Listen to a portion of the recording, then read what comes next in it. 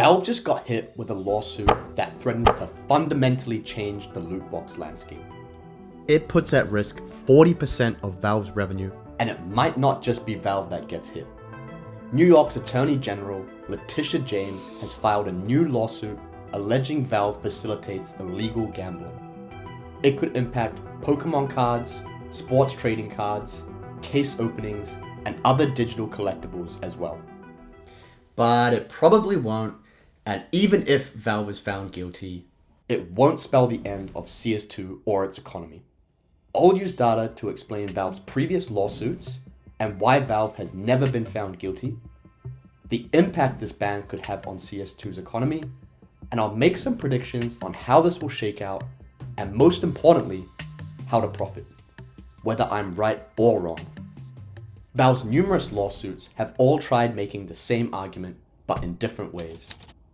In each case, Valve was found not guilty. To understand why this time might be different, let's look at the legal definition of gambling. Gambling is defined by three things. Consideration is when something is given up in order to gamble. This condition is clearly met with each key costing $2.50. Gambling must be a game of chance, not of skill. Again, this condition is clearly met with Valve even having released case odds. Thirdly, there must be a prize that encourages participation. Crucially, if this prize has monetary value, it must not be received by redeeming from the supplier. Because Valve does not give players real cash in exchange for skins, this condition is not met in the eyes of the law. But that's not what this lawsuit argues. It makes two convincing arguments. Let's start with the least convincing argument first. Valve has always provided players a way to trade and use third-party services with systems supported by Valve. This includes gambling sites. But when Valve banned these sites, it didn't ban marketplaces. The suit provides evidence that Valve specifically allowed marketplaces to circumvent these bans. James argues that these actions specifically created a Valve-sanctioned way to give skins real-world value, which would hence classify them as gambling. The next argument is more convincing. Players have always been able to sell skins for Steam Wallet balance, but with the launch of the Steam Deck, players could now buy physical items which could then be sold for real-world money. James again argues that this provides a Valve-sanctioned method for cash profits from cases, which would classify it as gambling. So that's what's different this time. But what about the impact that might have? Players in the US make up only 11% of CS2's entire player base.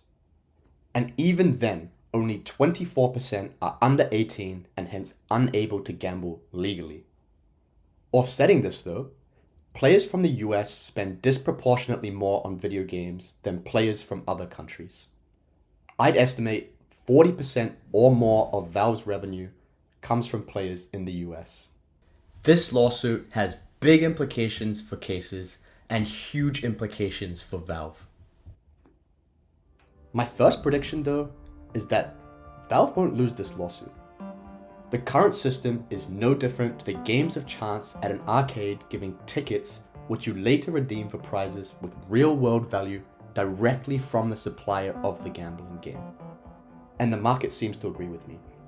The price of cases barely budges on the news, suggesting players aren't concerned about a ban anytime soon. And even if cases were banned, Valve would simply remove the unboxing option for players in the US. That's partly why rentals already exist, and in the long run, terminals are set to replace cases anyway. To address the hardware loophole, Valve may be forced to remove hardware from sale from Steam. Instead, Valve will have to sell hardware through third parties like Amazon. If Valve loses this lawsuit, it will have to pay a fine of 3 times the amount it made from the illegal gambling. Excluding all other chance-based items in CS2 and only looking at cases, this amount could be as high as $20 billion. As part of the damages, this lawsuit is looking to force Valve to repay all profits they made from these cases. If you're in the US and you've previously bought keys, you might be getting a refund if this lawsuit wins.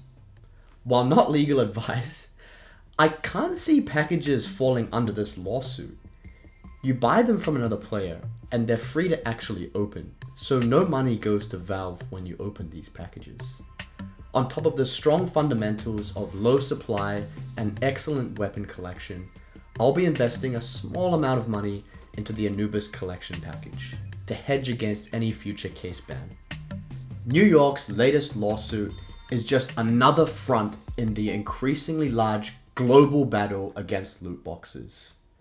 As we discussed in the Genesis Terminal video, Valve already knew this. They've been working on a solution to this problem to move away from loot boxes for years now, culminating most recently in terminals. If you want to recap that conversation, click on screen now to view that video.